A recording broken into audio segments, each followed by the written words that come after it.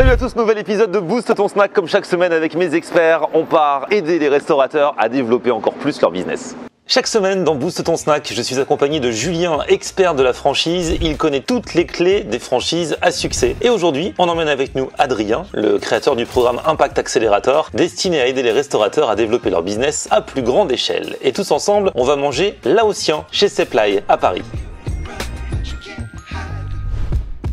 Et venez, on est en plein Paris, direction Seplai, on va manger laotien aujourd'hui. Oh là là, salut les amis. Salut Florent. Comment tu vas? Salut. Ça va? Ah là là. Non, on s'était déjà vu à l'époque. Oui. Dans un autre restaurant. Un autre restaurant. Que tu as toujours. Que j'ai toujours. Ah là là. C'était un restaurant de Bao Burger. Oui, tout à fait. Je me souviens très très bien. On s'était régalé. Je vous remets la vidéo dans un coin. Donc... J'ai pris là un suprême ramen, je me souviens. Ah, tu te souviens ce que j'avais pris? Mon ami a pris le red bun avec le pain bao. Ok. Après, allez, souvenirs. Ah ouais.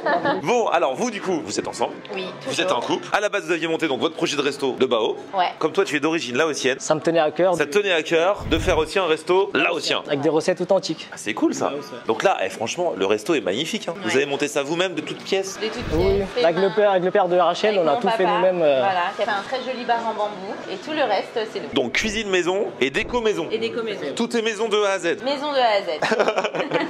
Ah, c'est trop cool. Et ça fait plaisir de vous voir en tout Bah, cas. nous aussi, Vous en plus, hein. votre histoire elle est marrante parce que comment vous vous étiez rencontrés? Monsieur était mon chauffeur privé et je m'en souviens encore comme si c'était hier. Je suis rentrée dans sa voiture et d'un regard très séducteur, il m'a dit Ah, ça, il bonjour.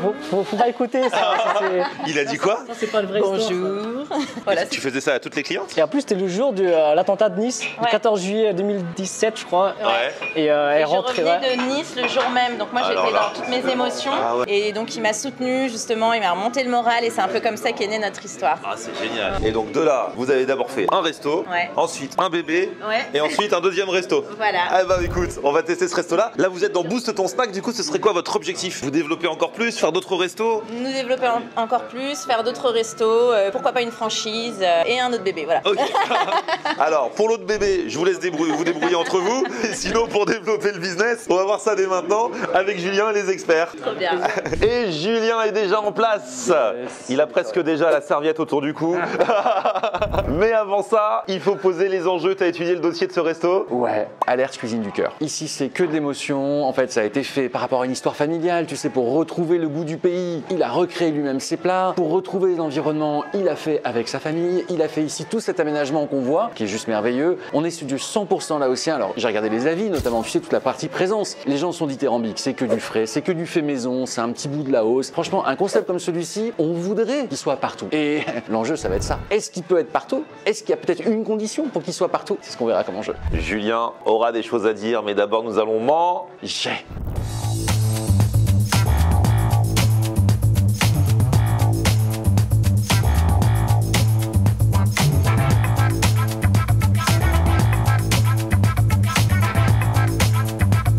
J'ai déjà mangé laotien. L'un de mes plats préférés, c'est le nem tradewa. J'arrive pas à bien le prononcer, mais c'est trop bon. On aime là. Ah ok, alors vas-y, du coup, alors c'est quoi? Vas-y, explique-nous. En fait, c'est des boulettes de riz qui sont préparées à l'avance avec coco râpé. Donc dedans c'est du riz, rouge. donc c'est C'est que du riz, c'est une ouais. boulette de riz frite un peu comme les arancini Voilà. en Italie. Tout à fait. Mais vous allez pas les laisser comme ça. Non, donc il faudra les écraser et mélanger avec les herbes aromatiques. D'accord. Et avec du citron, bien sûr. Donc là, on l'écrase. Donc là, ah ouais, t'écrases comme ça. Donc en fait, on fait Ah, ça frire, doit- ça doit- pour ça c'est croustillant. Donc, Ça doit bien te déstresser quand tu fais ça. Ouais, c'est Ah ouais, pas mal, c'est là, la boule anti-stress. C'est relaxant. Ouais. Ah ouais. Là, on rajoute du citron. Parce que c'est déjà assaisonné au préalable. D'accord, d'accord. Avec de sauce soja, de coco. Et après, on rajoute les herbes aromatiques. Cébette, de la menthe, échalote. Surtout échalote. Et tu malaxes. Malaxe, mélange. Pas trop écrasé quand même, parce qu'il faut garder le côté croustillant. Ouais, voilà, c'est important. Ouais, c'est important, ouais. Ah donc c'est ça le porc Voilà. fermenté. Le nem chua, je pense que tu connais. Ouais. Ça ressemble pas au nem qu'on connaît, mais c'est des nems, ça se mange de la même façon avec la sauce nem et en Ouais. plus de la sauce Voilà, dans la c'est ça. salade. Ça, cette petite mixture qu'on est en train de nous faire, on la met normalement dans une feuille de salade et on se fait un nem, voilà, on le met Ouais, dedans tout à fait, et on avec creuse la dedans. sauce nem. Mais moi, j'aime tellement ça que ça, je le mange à la cuillère. Ah ouais, c'est vrai, moi On aussi. a le droit ou pas? Bien sûr. On rajoute du piment selon les Selon le... besoins. D'accord, ok. Mais sinon, ça c'est sans piment. Ok. Donc je mettrais du piment à côté, si tu veux en mettre, t'en mets. Oh, moi j'aime bien comme ça. Et après à la fin, on met du cacahuète écrasé. Ok. Ah, ça, c'est un vrai bijou, ça. Là, tu fais quoi? Une salade de papaye à la laotienne. Ah ouais, d'accord. Au Elle est morceau. différente de la Thaï? Parce qu'il y a une sauce poisson fermenté un peu. D'accord. Parce que la salade de papaye en Thaïlande, je sais que ça pique beaucoup. Hein. Ah oui, mais là je dose. Ah, là, tu dose doses. pour vous, Ah ouais, Ah, vraiment, si je fais à la laotienne, c'est 6-7 piments pour un petit. Ah ouais, là. Ça, c'est une pâte de crevettes. Une pâte de crevettes. Oui. Et normalement, on met aussi du crabe cru fermenté. C'est ça la fameuse sauce poisson qu'on dit les padek. Donc là, je dose un petit peu. Le sucre, bien sûr. Forcément, on ne fait pas de salade de papaye sans papaye. Bien sûr. Un peu de carotte pour la couleur. Là, on écrase, on pile. On sent un peu plus molle. Eh, c'est pour ça que t'es musclé comme ça. Hein. Tu fais de l'exercice tous les jours. Et voilà. La salade de papaye, tamarung, on dit en laotien. Magnifique. À la laotienne. Oh là là là là. C'est Menem Tradewa. Voilà. Ah là là. Et la salade de papaye. Magnifique. Je lui ai dit que je mange ce plat sans la salade, du coup il m'a mis une assiette sans la salade. Mais je vais vous apprendre les gars à manger puisque Julien est là, mais aussi Adrien. Comment ça va? Ah bah ça va. Adrien qui n'est autre que le fondateur du programme Impact Accelerator. Lui son but c'est bien manger. Et pour bien manger il a trouvé un truc, venir en aide aux restaurateurs. Exactement. Pour les aider à se développer. Les deux franchement vous êtes bien trouvés. Hein. Ah, ils auraient pu choisir pot d'échappement. Voilà. Non, ils ont choisi la restauration. Alors la salade Nem Tradea est originaire du coup de la ville de Tradea, une ville portuaire entre la Thaïlande et le Laos. Et du coup on l'appelle Nem Tradea parce que il est de coutume de prendre une cuillère donc de riz croustillant avec porc fermenté dans la feuille de salade. On replie comme un nem et on le trempe dans la sauce. Vous avez compris les amis? On va essayer. Voilà. Et là, il y a une salade de papaye, mais à la laotienne, parce que c'est un plat qu'on connaît en Thaïlande. Là, c'est un peu différent, il nous a expliqué. Oui, alors à la laotienne c'est très différent car il y a des sauces qui de premier abord puent, mais sont mais sont très très très bonnes et légèrement ou très très épicées. Julien, il mange épicé, lui, de toute façon. Ah, j'adore. Ouais. À chaque fois, il demande spicy. C'est pour ça qu'il m'a dit, je mets piment ou pas piment. J'ai mis au moins pour Julien mes piments. Tuto avec Adrien, qui a mis son plus beau costume en flanelle aujourd'hui pour l'occasion. De quoi, 2 cuillères? Ouais, faut que ça ferme, quoi, après. Ouais. Donc, ouais, même un petit peu plus. Hein. Et tu roules comme ça? Ah, ouais, tu roules. Et il y a une petite sauce, même tu peux même tremper après, comme on aime, dans la sauce. Allez. Et tu croques. Et normalement, ça va être des saveurs que tu connais pas forcément. Non, je connais pas du tout moi la gastronomie laotienne. C'est excellent, très frais, très bien aromatisé. C'est vrai que ça ressemble pas du tout à un nem. Regardez C'est que tu une- roules, c'est une quoi. très belle découverte. Ouais. Allez, Julien, à toi de jouer. Tente aussi le roulé. C'est marrant parce que. Ah ouais, et tu vas voir, ça croustille et tout, hein, tu vas voir. Et l'arachide, est-ce qu'il faut? Écoute, moi je vais essayer de mettre la sauce tout de suite dedans, comme ça au moins. Ah ouais, ça c'est une Voilà. autre méthode, pas mal. Voilà, je me dis, je vais pas trop prendre de risques au niveau de. Voilà. C'est frais et salé. Voilà, beaucoup de fraîcheur. Enfin, ça croque avec les cacahuètes. Ouais. Et puis même, c'est une boule de riz frite en fait, donc c'est aussi le croustillant. Très croustillant. Voilà, comme disent les pâtissiers, et du croquant. Oh, c'est délicieux. C'est Ouais, très t'as très bien bon. Ah, mais j'avais Je jamais suis mangé. content. Toi, tu manges. J'adore cuillère, trop ça. J'adore trop ça. Bon, regarde, moi je prends une cuillère. En mode cornflakes. J'aime tellement, je me le mange comme ça. Non, mais tellement parfumé. Et il est bon le sien en plus. Hein. Les morceaux de porc et tout fermenté, le croustillant de la boulette de riz, je suis fan. Moi c'est du nem tradewa mais sans nem. Oh là là, il y a déjà la suite qui arrive. Alors du coup là, c'est le coup de poulet. Le poulet pinkai mariné et grillé à la laotienne. Voilà, il sent trop bon, je suis allé en cuisine, ça sent trop bon. Et ça, ah oui, ça c'est une petite merveille ça. Donc c'est un petit présent dans une feuille de bananier. C'est le poisson mariné toujours à la laotienne et cuit dans une feuille de bananier à la vapeur. Pour la petite anecdote, il y a une sauce création sur le côté. C'est la sauce du chef qui a été créée pour les clients de chez Seplai parce qu'ils ne comprenaient pas le concept laotien où on mangeait du riz sans sauce. Ils étaient un peu tristes parce qu'à la française, on mange les plats en sauce. Du coup, on a créé une sauce exprès pour eux. Alors, la saucisse de Luang Prabang. Ah ouais, c'est vrai que les saucisses laotiennes, ça c'est bien connu aussi. Et vous la faites à votre façon aussi. Hein. Et on l'a fait à notre façon, donc vraiment la façon de Luang Prabang qui est un peu différente de la saucisse traditionnelle laotienne. Alors c'est tout se joue dans les épices. Toujours dans les épices, très parfumé, beaucoup de goût et d'amour surtout. Oh là là, mais qu'est-ce que c'est que ça? Ça, c'est le porc caramélisé. Avec Avec l'œuf. un œuf qui a cuit dans le bouillon pendant plusieurs heures. Oh là là. Mais c'est pépite ici. Hein. Eh les gars, on a bien fait de venir. Hein. Tadam. Waouh. Tout son cœur. Oh, elle est mignonne avec ses petits paniers. Petit panier de riz gluant. D'ailleurs, les paniers viennent justement d'Asie. Ils sont faits main. Tu pourras sentir en fait le petit panier a vraiment odeur Ah ouais du fumé de là-bas. Trop bien. Très Du coup, ça donne un agréable. petit goût au riz. Oui, voilà, un petit côté fumé. Et quand il y en a plus, il y en a encore. Alors donc ça c'est la larme du tigre. Pour la petite anecdote, larme du tigre car nos clients nous ont souvent demandé. Alors d'après nos recherches, le tigre aurait pleuré parce que le cuisinier aurait pris la plus belle pièce de viande pour faire son repas. Ah d'accord. Et sinon donc notre viande c'est une belle pièce de viande qui est marinée et accompagnée d'une sauce au tamarin et au riz grillé. Oh, et le chef en personne qui nous amène quoi? Le fameux lap de bœuf et lap de saumon. Donc c'est les tartares laotiens. Ah, c'est des tartares laotiens. Ouais, typiquement laotiens. La version saumon et la version bœuf. Coupé au couteau. Trop bien, merci. Bon les gars, comment on s'organise? Difficile de choisir. Ah ouais, là franchement... Je vais attaquer là. Regarde. Ah, ça c'est vrai. Team poulet, hein, toujours... Je vais prendre, tu vois, un morceau comme ça, voilà, bien tendre, avec sa panure, un petit peu de sauce.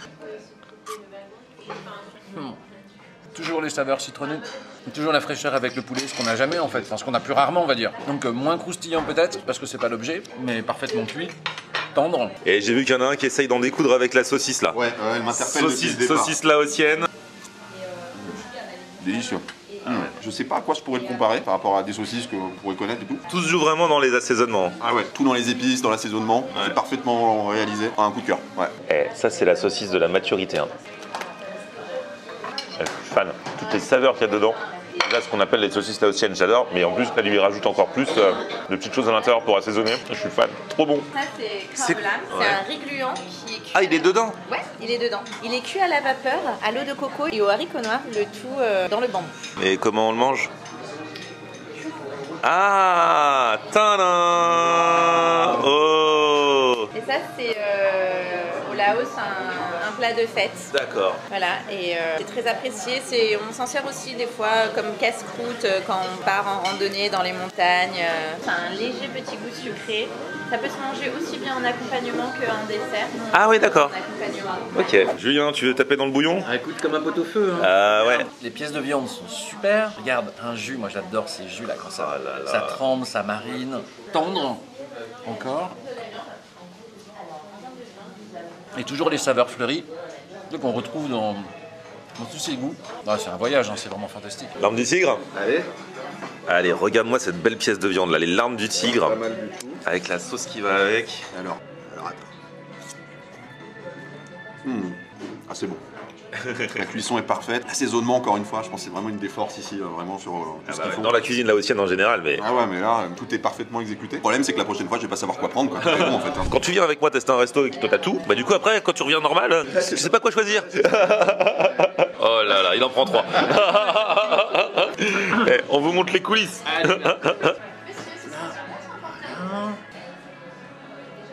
En fait, c'est un chef.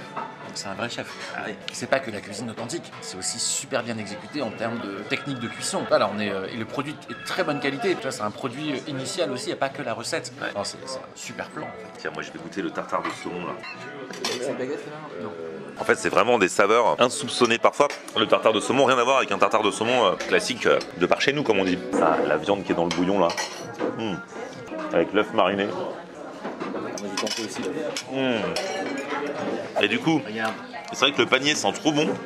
Le storytelling accessoire. Ouais. Et que dans d'authentique. Hein. Et c'est vrai qu'on a un goût de bois en Ouais, fait, qu'on n'a jamais. Et dans lequel, bien sûr, de manière très hermétique, est rangé le riz. Le fait d'avoir l'accessoire qui vient de là-bas, avec l'odeur qui vient de là-bas, déjà ça. On voyage encore plus. Bah oui, puis ça te prépare à prendre le riz, Ouais. tu vois, de manière encore différente. Je vais te prendre des baguettes pour le riz parce que moi les doigts je coupe. Quel expert. T'as vu? Ouais, normalement on mange avec le doigt au Laos. Hein, le Et riz. alors la fourchette non plus, hein, mais en tout cas ça, voilà. Un gluant parfait. Et c'est là où il a fait la petite sauce du coup, parce que là-bas il mange le riz blanc, mais il a dit qu'ici les gens aiment bien les sauces. La pochette surprise, là, la papillote, avec le poisson à l'intérieur. Ça, il le préparait quand on arrivait tout à l'heure. Oh, ça a l'air beau. Hein. Alors, on va goûter ça.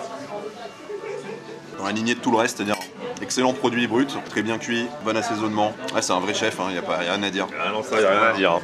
Normalement très viande là. Je serais aussi tenté limite de prendre le poisson la prochaine fois, vraiment je suis perdu là. Moi je pense qu'il y a beaucoup de gens qui vont regarder différemment leur chauffeur désormais. Hein, Ah oui, c'est vrai, parce qu'à la ça peut base, être un mari, donc dans certains cas, mais ça peut aussi être un cuisinier. chef, ouais. Voilà, un chef de talent.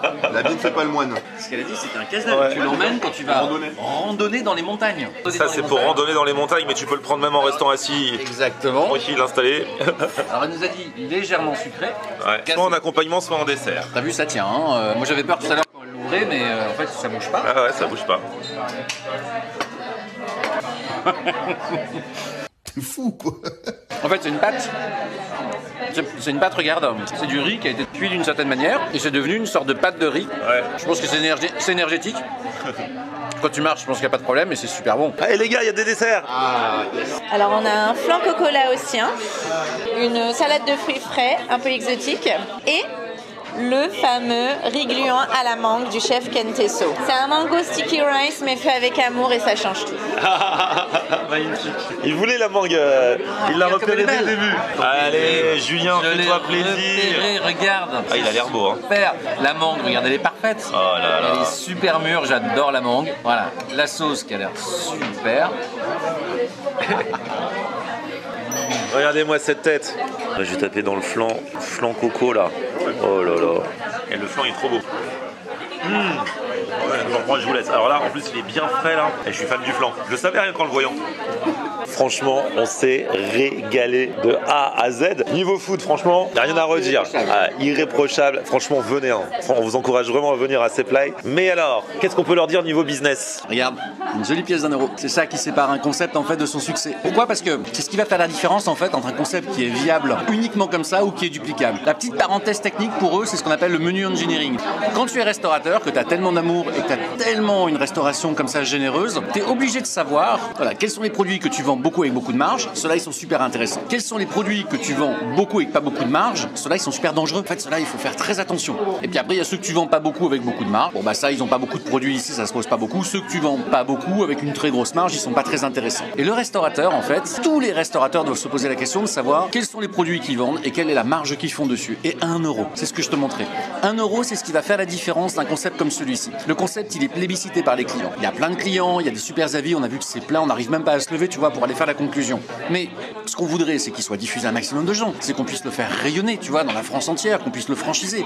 Techniquement, il n'y aurait pas de problème pour le franchiser. Mais le problème, c'est de savoir si on est suffisamment rentable pour pouvoir amener ce concept à suffisamment de gens. Parce que la difficulté, c'est que si on n'est pas assez rentable, on va priver les gens en fait d'un plaisir comme celui-ci. Et ça sera perdant-perdant. Ouais. Alors que si au contraire on est suffisamment rentable, un maximum de gens pourront avoir cette cuisine saine, naturelle et tellement généreuse, tu vois. Et ça se joue à 1 €. Tu te rends compte quand même le destin d'un réseau, le destin d'un concept, et beaucoup de restaurateurs sont dans cette situation. Interrogez-vous, est-ce que votre destin se joue à 1 €? C'est-à-dire que là, il y a certains plats, s'ils les augmentent d'1 €, c'est ça qui peut déterminer la viabilité et le développement du concept. Ou alors, ça peut déterminer qu'ils n'arriveront pas à tenir. Ouais. Alors que tout le monde veut qu'ils tiennent, tous les clients ont envie que ça continue. Et peut-être que les clients, ils seraient prêts à mettre 1 € de plus. Tu sais, je te fais une confidence, je discutais avec Rachel tout à l'heure. Et je lui ai expliqué, tu sais, Rachel, c'est bien de se poser la question, parce qu'en fait, elle sait pas. Quand je lui demande, elle sait pas du tout combien elle revient ses plats. Tu vois, si ça gagne de l'argent, gagne pas d'argent, etc. Et elle m'a dit, mais tu sais, quand même, on voit bien avec la banque, avec notre niveau de compte en banque, hein, on voit bien qu'on se pose la question d'augmenter peut-être de 1 € le prix, parce qu'autrement, peut-être qu'on pourra pas tenir. Mais t'imagines, les gens du quartier, si on tient pas, c'est pas cool pour eux. Et eux, s'ils arrêtent, ça va leur briser le cœur. Ouais. Donc, c'est à ça que ça se joue. C'est pas une question de gagner beaucoup d'argent, etc. C'est juste une question de pouvoir continuer à faire ton métier, ta passion, et les gens de pouvoir continuer à venir manger. Et éventuellement, si t'en as envie, tu peux te développer à 1 €. J'adore comment il nous raconte des trucs super techniques, mais de façon super simple. Je kiffe, Julien. En tout cas, bah voilà, Seplai, c'était cool. Merci, Adrien également. Merci à vous tous d'avoir suivi cette vidéo. Elle s'est blindée là, n'empêche. Hein. Franchement, petit pouce vers le haut si vous avez kiffé la vidéo. Vous abonnez à ma chaîne. On se retrouve sur mon Facebook, Florian On Air, et Twitter, Snapchat, TikTok, Instagram. C'est aussi Florian On Air.